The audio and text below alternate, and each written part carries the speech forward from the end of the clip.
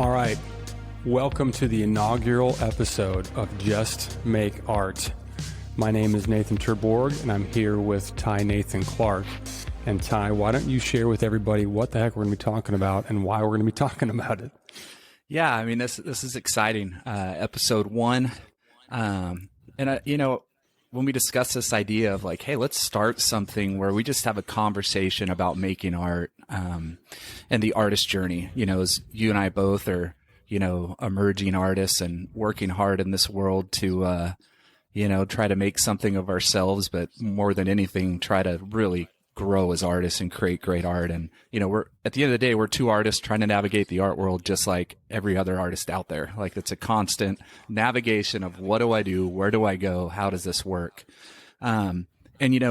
As we discussed, obviously our title, it just made sense that Just Make Art's the title that goes with, one of probably the most impactful quotes by a famous artist that I ever read by Andy Warhol, who people either love Andy or they hate Andy. But at the end of the day, you have to completely respect Andy. He is just so influential in art as an artist, but also as a collaborator and an innovator and somebody that has hands in music and film and all these different areas. And this quote means a lot to me, and it hangs in my studio. And it's the first thing I see every day when I come into the studio, and it says, don't think about making art, just get it done. Let everyone else decide if it's good or bad, whether they love it or hate it, while they're deciding, make even more art. And so, like I said, it hangs in my studio. Every day I walk in, it's the first thing that I see. And there's a big reason for that quote being impactful. And I know that, you and I have talked about this quote, at length and various things. But when I went full time in the art world, and left my past life that I always created art and had a full-time job as my own patron to support myself. And I went full-time. It took me a while to be able to create because I had all these voices in my head that were just telling me, oh, what are you doing? You blew it. You're not going to make it. Your work's not good enough. You don't have enough work. You don't even really know what you're doing, even though you've been painting for a long time. And so it took me a few months of just sitting in front of a computer and in front of books, reading and researching art and looking at a lot of art. And I came across this quote. And basically it was permission for me of, why are you worried about what the world thinks? Just make art. Just sit down and create and make art. Don't worry about anything else. Just freaking make art. I don't know how you felt the first time, either I shared the quote with you and you heard it or you came across it. I don't know if you had the same kind of impact that it made on me with that quote, but share your experience with that Andy quote. It definitely did, yeah. And I think, just for context, I think it's important to share, that I, we got to know each other by me participating in your mentorship program. Mm-hmm. And so one of the takeaways for me was a lot of the, reading. I mean, of course, I was familiar with Warhol, but you introduced a lot of information, new artists and new ideas. And so when you rolled this one out, I think it was kind of early in the way that you got your program structured, if I remember correctly. But, when I heard it and then when I got some time to think about it, I found it to just be really liberating. You know what I mean? Because I think that it's kind of a one-size-fits-all, mantra, regardless of what one is trying to do, with their creative practice, from, the occasional hobbyist to, trying to get your name on plaques in museums or whatever it might be in between. Everything filters down to there's not a conversation to be had, unless you're actually in the act of making art, if being an artist is the overall objective, right? So I kind of like that, sort of one size fits all to whatever it is that I might be stuck in my head about or frustrated about, that ultimately it comes back to, hey, if I'm just making art consistently, the rest will, kind of take care of itself. Or at the very least, that's the foundation. That's the starting point, right? Absolutely. And I think for me, it was, I don't know why I had this perception that the entire outside world was looking and judging everything I did in the studio, right? And this is still something as artists we deal with all the time, is we perceive that the outside world, the audience or the viewer, watches us in the studio, sees everything that we're doing, our failures, our mistakes, because not everything we do is good, right? There's a whole lot of crap that we create on a regular basis to get to the beautiful piece or to get to the really strong work. And it's like, it's so weird to me that we have this perception, and I think there's a lot more pressure today because of social media, right? We feel like we need to be sharing our work constantly. And I think, that's a scary thing because we feel like everybody's watching, but at the end of the day, nobody's watching what we do in the studio unless we actually share it and bring it out to the world, right? So we should be constantly working and making as much art as we can to get to those strong pieces that we actually share with the outside world. Because at the end of the day, we need to see how the outside world reacts to our work, right? Because that's the only way for our work to get out there and get seen and shown. And, why do you think that is, Nathan? Like, as you started, your studio practice months ago, right? This isn't like a year ago, but months ago when you went full time, like, did you sense that? Did you feel that even though you weren't in a position where maybe you're in galleries and your work's out there? Did you feel that pressure at all? For sure. Yeah. And I think, a lot of it came from, without getting to all the details of my backstory, I made a very dramatic transition when I, went from the business world, to pursue art full time. And so, I think that, being somebody who cares way too much about what other people think, which I suspect I'm not the only one that falls in that category, but I think that there was a lot of, internal pressure that I put on myself to sort of, prove that I had made a good decision and like show, and the people that were already like in my life that like, hey, this wasn't, this is a pretty, bold leap, but it wasn't completely nuts. Like there's something, behind it. So, that was the pressure that I felt within the people that were, already like in real life, that I knew. And then, when I started to share my work, on Instagram and tried to sort of start to put myself out there, that opened up a whole new,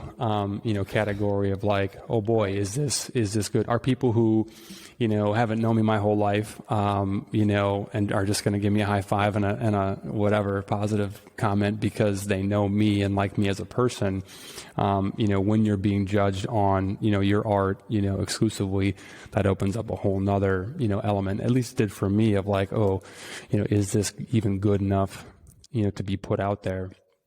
You brought up you introduced a really important word into the conversation, which is permission. And I don't want to misquote you, but I wanted to unpack that a little bit. You said, it was permission for me to what exactly? Yeah, I think it was permission for me to fail.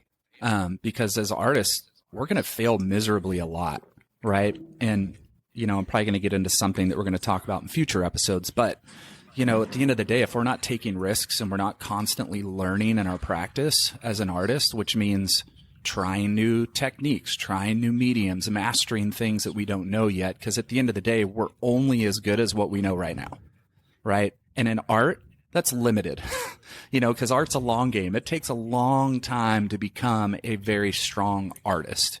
And so I think, that quote really gave me permission to just feel free, to not have this pressure, to not have, all these voices that are constantly in our heads as artists, because we spend a lot of time with ourselves in the studio every day. So, what's the worst thing in the world? Ourselves, looking at ourselves in the mirror most of the time, right? So we're our harshest critic, our strongest judges. And I think it gave me permission to just operate in freedom, right? Play, experiment, test, try. Like, I had a horrible failure in the studio yesterday, like horrible failure.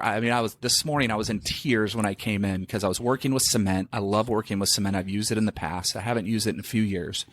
So I applied a ton of cement on a ton of work. Loved the way things were going, just as texture, background texture. Well, temperature dropped from about 65 to 20 here in Texas last night. And so I walk into the studio this morning and I pick up a canvas and the cement is just falling off everywhere. And I'm like, so then I just drop a canvas on the floor to hit the edges and the whole thing just slid. So it didn't bond because the temperature change was so drastic. But at the end of the day, if we don't have those moments, we're not constantly learning. This will not work this way. I need to do something else. I need to find this. But Andy gave me permission to just play, experiment. No, the world doesn't have to know that happened. I just told the world, or at least the 20 people that may listen to our first episode, or 200, I don't know. But like, nobody needs to know that happened, right? Unless I share it, unless I talk about it, it's between me, and it's just a growing pain, which we're going to experience a lot of in the art world. So that, I think that's where it really gave me permission to just operate in freedom. Yeah, I like that. So permission to fail, and you know, the relationship between failure and experimentation is important, right? Like if you're going to experiment, if you're going to push things, if you're going to progress, there's going to be failures, and if there aren't, then you're probably not pushing things far enough to see how far you could, you know, potentially go. When you said permission, what came to mind for me was just you know, the permission to just not care. You know, about whether or not it's good. I mean, that's a core, I think, component to this quote is like, hey, you know, even bad art is you know, that still counts. You know, and so I think with that freedom to not care about the result, it comes back to the process of the making itself. Which is much more controllable, right? Like that's one of the things from my previous life that was a big sort of, you know, mantra is control the controllables. I can't control if a piece is going to work or if it's going to be quote unquote good, whatever the hell that even means in the context of something as subjective as art. But I can definitely control the controllables. I can show up every day when I intend to. I can, you know, make some marks and see what happens. So I really like that, that permission, you know, component. And, you know, there's certainly a time to consider, is this good? Is it not? What do I do with this? Is this something that should be shared? You know, where does it go from here? But during the making itself is not the time to be considering, you know, is it working? Of course, we're going to make, you know, thousands of micro decisions along the way as we're working, you know, through a piece, of course. But thinking about how it's going to be received by others, you know, the making is not the time to be thinking, about that specifically, right? Well, and, you know, some people are going to hate me for this. But, you know, the one thing I don't like about the quote is that Andy uses good or bad, right? Whether the work's good or bad. Like, I get that. I understand what he's saying. But to me, good or bad is relative to the audience, not to the artist. I really like, when I'm working and mentoring other artists, I like to use the term strong and weak, or mature and immature when it comes to art. I don't like using good and bad, because I feel like that's a very audience represented term. Oh, that's a really good work of art. That's a really bad work of art, right? It's relative to the viewer, right? Everybody's eye is different. Everybody likes specific art, hates specific art, doesn't like this, whatever. To me, those are terms for the audience. For the artist, I like immature and mature, strong and weak. And so, like as you said, should we let immature work out of our studio? Not if we don't have to, right? Like early on as an artist, when you have a studio practice, whether that means you're able to work 30 minutes a week because you have a full-time job in the studio, or whether you're able to work 8 hours a day in the studio, right? That's relative as well. An artist does what he can or she can to make art, period. No matter what the time constraint is, you're working to create work. So when you're younger, the work's going to be immature. The more you learn, the more you study, the more you look, the more you experiment, it matures over time and becomes stronger. So when you're younger, and I don't mean age, right? In art, when I say young and old, I'm not talking about your age. It's the matter of time you've spent working on your work. Because the art world doesn't care if you're 70 or if you're 18. It just doesn't, right? There could be an 18-year-old that's worked on their work for 15 years and the work is more mature. There could be a 70-year-old that just started making art 2 years ago and their work is immature. So, you know, at the end of the day, we want to show our more mature work and our stronger work to the outside world. And man, it frustrates me today that there's so much pressure with, I need to show my work on Instagram. I need to show it on Ello, or I need to tweet about it. And artists are showing mature work with very immature work, right? So there's an imbalance, which there was a time when artists would take their strongest work to the salons, right? And show the gallery owners or show the dealers their work. And usually it was the strongest pieces, not every piece. And then that gallery owner, that dealer would select, you know, which pieces they would show or send that artist packing and say, come back in 2 years when you have a stronger body of work. Today, I feel like, you know, social media has put so much pressure on artists. I got to show everything every day so I can fit that algorithm and I can keep my followers up and I can keep. And so, you know, there's this pressure of I have to show everything, right? Rather than being selective and just showing what your strongest work is, it's showing immature work with mature work. And I see that as a problem. So this is a question that I've had for you, and I think this is, I don't think I'm alone in this.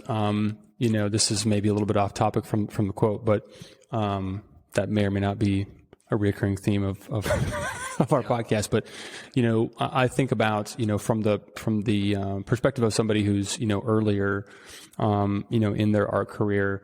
I don't always know, right? Like what's strong or what's weak. I mean, there's certainly times, and I was having this conversation with somebody the other day, where I think the more time that passes between the making, viewing a piece as the maker and viewing a piece as the observer, right. The more time that passes, I can look at things that I've made, even a few months ago, and I can look at it much more objectively because I'm not as attached to it emotionally, right? There's some time has passed.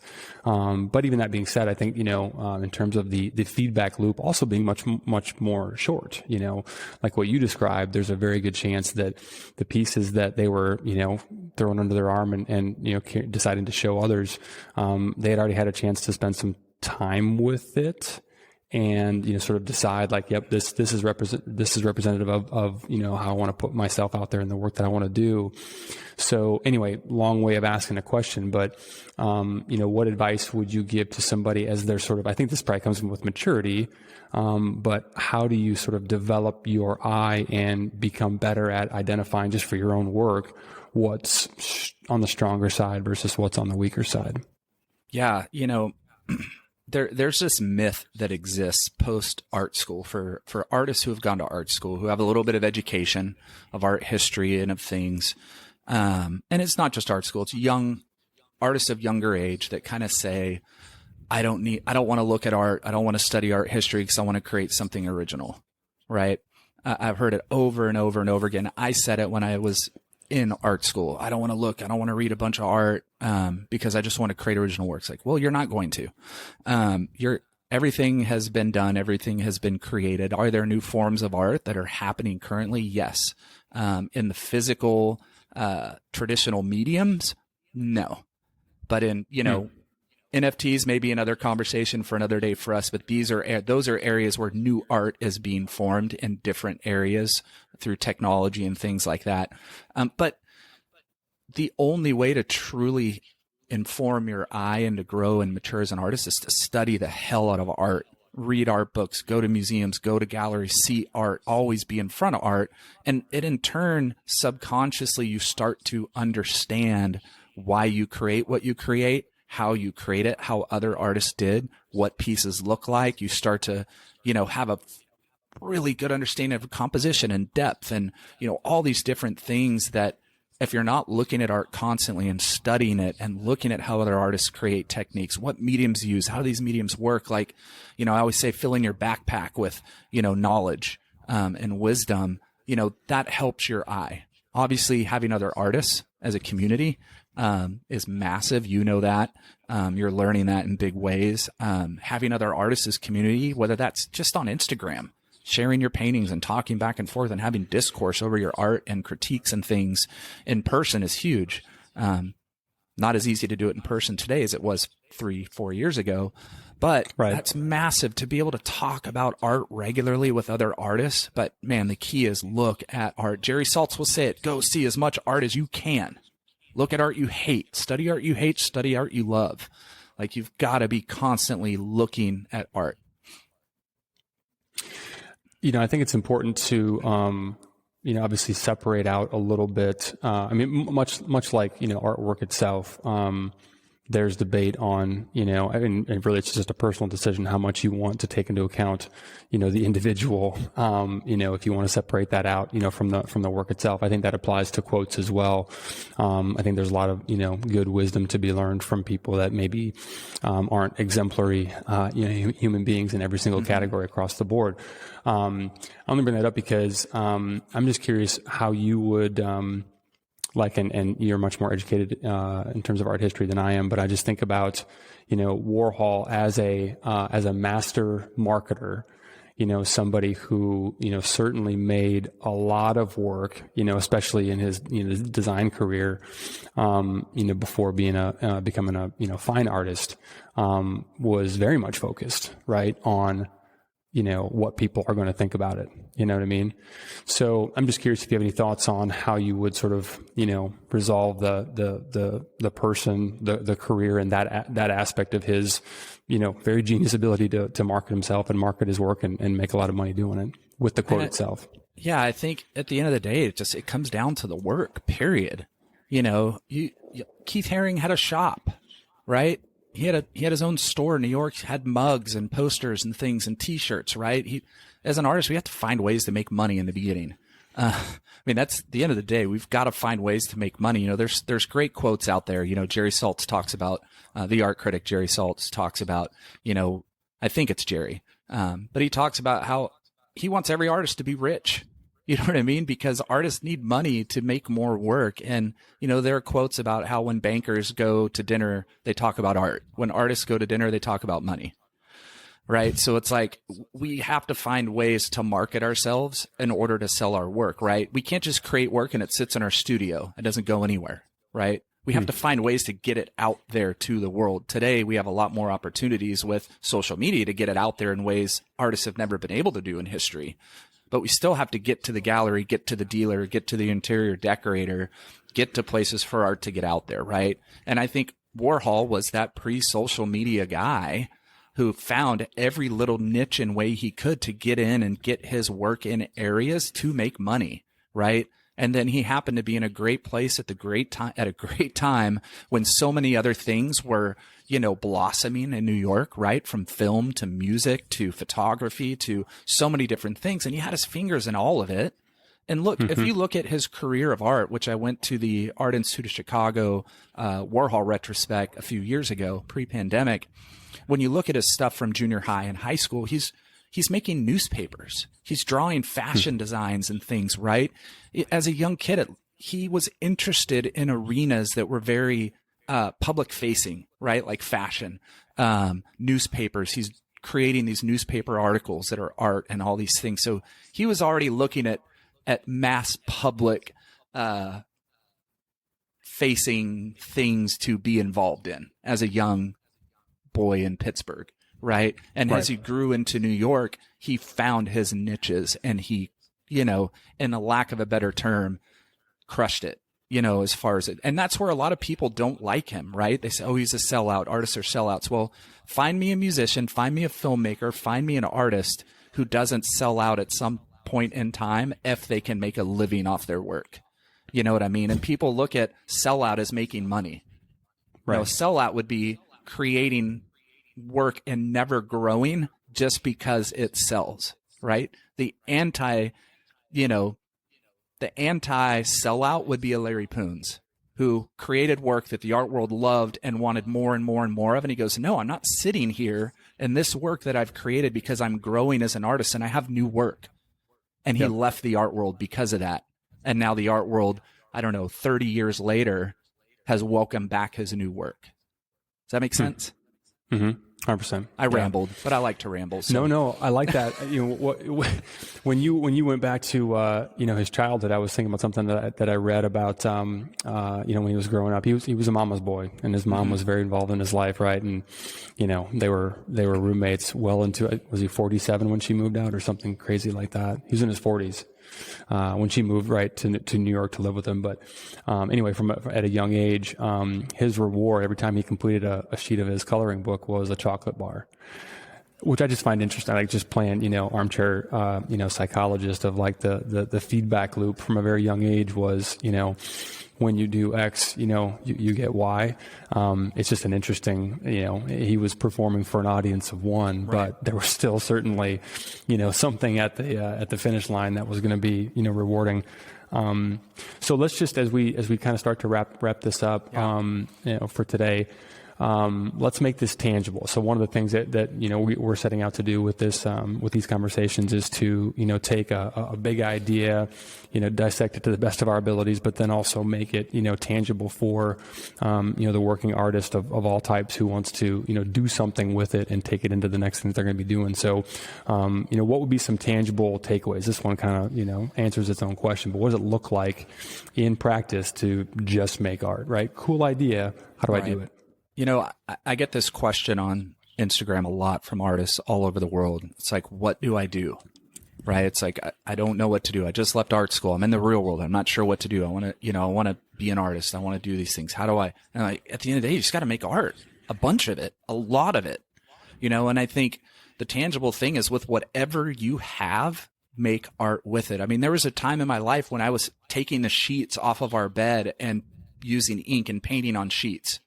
Right. And so it's like, there were times when I didn't have paint. I couldn't. So what I painted with coffee, I painted with Kool-Aid. I did watercolors with different Kool-Aid colors. You know what I mean? It's like 15 cents a packet, and I'd get every color I could, and I'd make watercolors from it, and I'd just use paper. So it's like there's no excuse, right? The excuse is fear. That's the excuse, is fear. So it's like, just make art, right? I mean, you were in my studio a week ago, and you were using my old coffee grounds. Right? You're in my studio. You don't have your stuff at your studio, but you wanted to make art for a while. So you have paper, you're using coffee grounds, you're using pencil. It's like, just make art. Just make. And you'll find a spot somewhere within that making where you go, ooh, wow, this looks really strong. Oh my gosh, I'm cultivating something here. Now I need to grow this idea. But at the end of the day, you just have to make art, period. Lots of it. Yeah, and I don't want to call you out publicly, but there was a disappointing lack of power tools in your studio. Yep, you weren't going to find any here. Well, it's funny though. I'm thinking about the sort of your reframing of the quote, right, from good and bad to stronger, or mature. Good is much more subjective. There's a much less direct path to get to good. But there is a pretty direct path to get to stronger or more Correct. Mature, right? Yeah. And the traditional definition of those words, if I want to get physically stronger, I need to, do things and move physically. That's going to make me stronger, right? If I want to become more mature, I guess just, don't die, I suppose. But, from an age standpoint, if I want to mature and become more sophisticated in my work, right? But again, it's back to that broad funnel of every path leads back to just make more work, and it will inform what's to come. It'll make the work itself stronger. It'll make you more mature as an artist. Yep. Absolutely. Sounds like that might be a good place to end. Yeah. Anything else you want to add on? No, to this quote specifically? No, go make art. And if you have questions about that, you can hit each of us up on Instagram and send us questions about what we just talked about today. So both Nathan and I, you'll be able to find us on Instagram and look for our art as well, so that you can see we really are artists and trying to navigate this world together as well. So if you do have questions about these quotes, or if you disagree, which artists, we love to disagree, shoot us some questions, and we'd love to have discourse with you too. Yeah, and look, guys, this is our first try. Like we're saying, just make art, just make podcasts. We'll get better. So if you made it this long, thanks for hanging out. And we're going to keep making them as they get stronger and more mature. So Absolutely. With that, we'll sign off. And hopefully you'll join us for the next episode. Yep. See you guys.